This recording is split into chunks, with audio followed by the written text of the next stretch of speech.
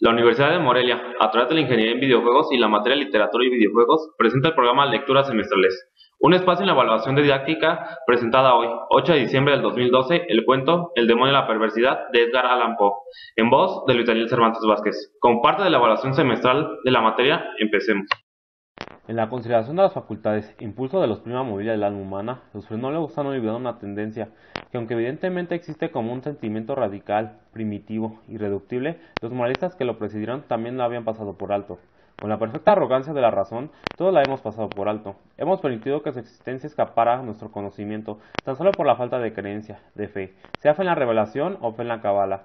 Nunca se nos ha ocurrido pensar en ella, simplemente por su gratitud. No creímos que esa tendencia tuviera necesidad de un impulso, no podíamos percibir su necesidad, no podíamos entender, es decir, aunque la noción de este primum mobile se hubiese introducido por sí misma, no podíamos entender de qué modo era capaz de actuar para mover las cosas humanas, ya temporales y eternas. No es posible negar que la frenología, y en gran medida toda la metafísica, han sido elaboradas a priori. El metafísico y el lógico, más que el hombre que piensa o el que observa, se ponen a imaginar designios de Dios, a dictarle propósitos, habiendo sondeado de esta manera a gusto las intenciones de Jehová, construyendo sobre esas intenciones sus innumerables sistemas mentales. En materia de frenología, por ejemplo, hemos determinado primero que entre los designios de la divinidad se encontraba que el hombre comiera. Vamos pues a esto un órgano de la alimentividad para alimentarse, y este órgano es el acicate con el cual la deidad fuerza al hombre, quieras que no a comer. En segundo lugar, habiendo decidido que la voluntad de Dios quiere que el hombre propague la especie, descubrimos inmediatamente un órgano de la amatividad. Y lo mismo hicimos con la combatividad, la idealidad, la casualidad, la constructividad. En una palabra, con todos los órganos que representan una tendencia, un sentimiento moral o una facultad del puro intelecto. Y en este ordenamiento de los principios de la acción humana, los expulsimistas, con razón o sin ella, en parte o en su totalidad, no han hecho sino seguir un principio los pasos de sus predecesores, deduciendo y estableciendo cada cosa a partir del destino preconcebido del hombre y tomando como fundamento los propósitos de su creador. Hubiera sido más prudente, hubiera sido más seguro fundar nuestra clasificación en lo que el hombre habitual o ocasionalmente hace, y en lo que siempre hace ocasionalmente, en cambio de fundarla en la hipótesis de lo que Dios pretende obligarle a hacer. Si no podemos comprender a Dios en sus obras visibles, ¿cómo lo comprenderíamos en los inconcebibles pensamientos que dan vida a sus obras? Si no podemos entenderlo en sus criaturas objetivas, ¿cómo hemos de comprenderlo en sus tendencias esenciales y en las fases de la creación? La inducción a posteriori hubiera llevado a la frenología a admitir, como principio innato y primitivo de la acción humana, algo paradójico que podemos llamar perversidad, a falta de un término más característico. En el sentido que le doy es en realidad un móvil sin motivo, un motivo no motivado. Bajo sus citaciones, actuamos de un objeto comprensible, o si esto se considera una contradicción en los términos, podemos llegar a modificar la proposición y decir que bajo sus citaciones actuamos por la razón de que no deberíamos de actuar. En teoría, ninguna razón puede ser más irrazonable, pero de hecho no hay ninguna más fuerte. Para ciertos espíritus en ciertas condiciones ya será absolutamente irresistible. Tan seguro como que respiro, sé que en la seguridad de la equivocación o el error de una acción cualquiera reside con frecuencia la fuerza irresistible, la única que nos impela su prosecución. Esta invencible tendencia a hacer el mal por el mal mismo no admitirá análisis o resolución de ulteriores elementos. Es un impulso radical, primitivo elemental. Se dirá, lo sé, que cuando persistimos en nuestros actos porque sabemos que no debemos hacerlo, nuestra conducta no es sino una modificación de la conducta que provoca la combatividad de la frenología. Pero una mirada mostrará la falacia de esta idea. La combatividad, a la cual se refiere la frenología, tiene por esencia la necesidad de autodefensa. Es nuestra salvaguardia contra todo daño. Su principio concierne a nuestro bienestar, y así el deseo de estar bien es excitado al mismo tiempo que su desarrollo. Se sigue que el deseo de estar bien debe ser excitado al mismo tiempo por algún principio, que será una simple modificación de la combatividad. Pero en el caso de esto que llamamos perversidad, el deseo de estar bien no solo se manifiesta, sino que existe un sentimiento fuertemente antagónico. Si se apela al propio corazón, se hallará después de todo la mejor réplica a la sofistería que acaba de señalarse.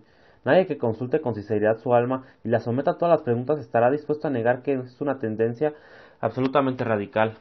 No es más incomprensible que característica. No hay hombre viviente a quien en algún periodo no lo haya atormentado, por ejemplo, un vehemente deseo de tortura a su interlocutor con circunloquios.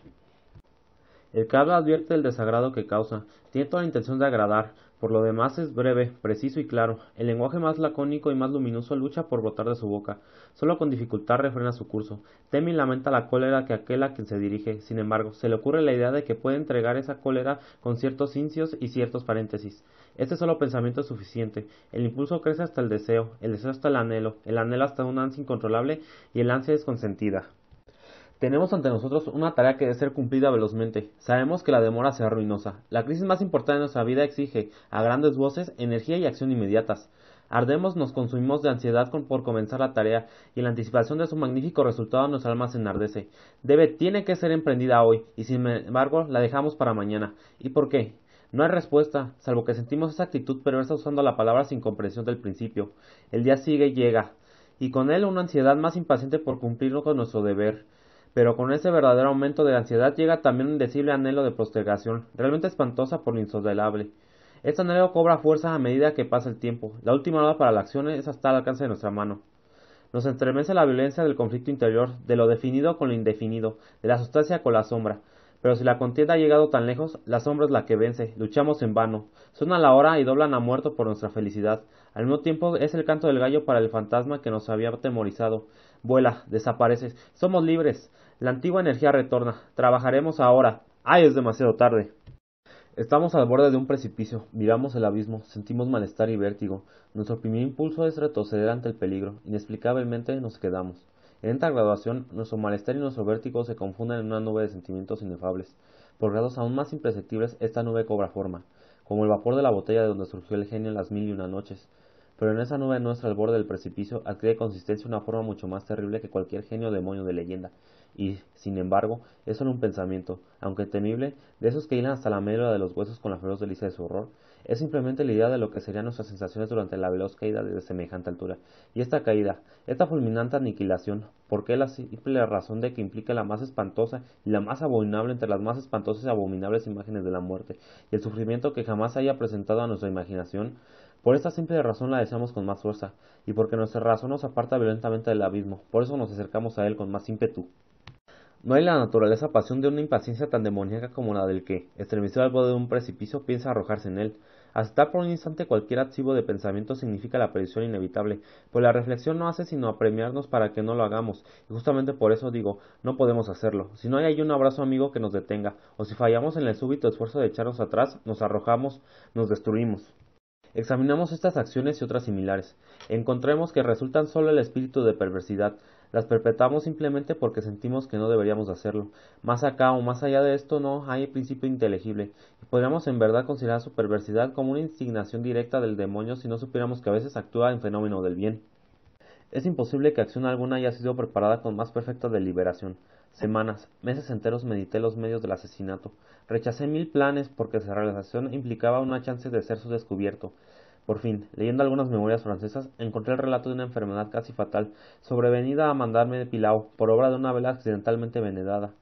La idea impresionó de inmediato mi imaginación. Sabía que mi víctima tenía la costumbre de leer en la cama, sabía también que su habitación era pequeña y mal ventilada. Pero no necesito fatigaros con detalles impertinentes, no necesito describir los fáciles artificios mediante los cuales sustituí, en el candelero de su dormitorio, la vela que allí encontré por otra de mi fabricación. A la mañana siguiente lo hallaron muerto en su lecho, y el veredicto del coronel fue muerto por voluntad de Dios. Heredé su fortuna, y todo anduvo bien durante varios años. Una sola vez cruzó por mi cerebro la idea de ser descubierto. Yo mismo hice desaparecer los restos de la bujía fatal. No dejé huella de la pista por la cual fuera posible acusarme o siquiera hacerme sospechoso del crimen.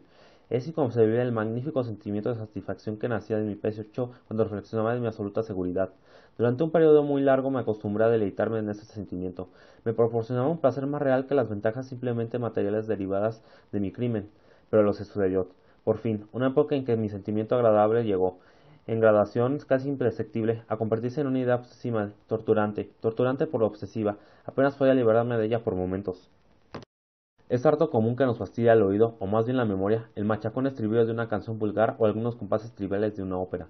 El martirio no sería menor si la canción en sí misma fuera buena o el aria de una ópera meritoria. Así es como, al fin me descubrí permanentemente pensando en mi seguridad y repitiendo en voz baja la frase «estoy a salvo». Un día, mientras vagabundeaba por las calles, me sorprendí en el momento de murmurar, casi en voz alta, las palabras acostumbradas. En un acceso de petulancia les di esta nueva forma. Estoy a salvo si no soy lo bastante tonto para confesar abiertamente. No bien pronuncié esas palabras, sentí que un frío de hielo penetraba hasta mi corazón. Tenía ya alguna experiencia de esos accesos de perversidad, y recordaba que en ningún caso había resistido con éxito los sus embates. Y ahora, la casual insinuación de que podía ser lo bastante tonto para confesar el asesinato del cual era culpable, se enfrentaba conmigo con la verdad sombra de mi asesinado y me llamaba a la muerte. Al principio hice un esfuerzo para sacudir esta pesadilla de mi alma. Caminé vigorosamente, más rápido, cada vez más rápido, para terminar corriendo. Sentí un deseo enloquecedor de gritar con todas mis fuerzas. Cada ola sucesiva de mi pensamiento me abrumaba de terror, pues, ay, yo sabía bien, demasiado bien que pensar. En mi situación era de estar perdido. Aceleré aún más el paso, salté como loco por las calles atezadas. Al fin, el populacho se alarmó y me persiguió. Sentí entonces la consumación de mi destino. Si hubiera podido arrancarme la lengua, lo habría hecho. Pero una voz ruda resonó en mis oídos, una mano más ruda me aferró por el hombro. Me volví, abrí la boca para respirar. Por un momento experimenté todas las angustias del ahogo. Estaba ciego, sordo, aturdido, y entonces algún demonio invisible pensé. Me golpeó con su ancha palma en la espalda. El secreto, largo tiempo prisionero, irrumpió de mi alma. Dicen que hablé con una articulación clara, pero con marcado énfasis y apasionada prisa, como si temiera una interrupción antes de concluir las breves pero densas frases que me entregaban al verdugo y al infierno. Después de relatar todo lo necesario para la plena acusación judicial, caí por tierra desmayado. Pero ¿para qué diría más? Hoy tengo estas cadenas y estoy aquí. Mañana estaré libre. ¿Pero dónde?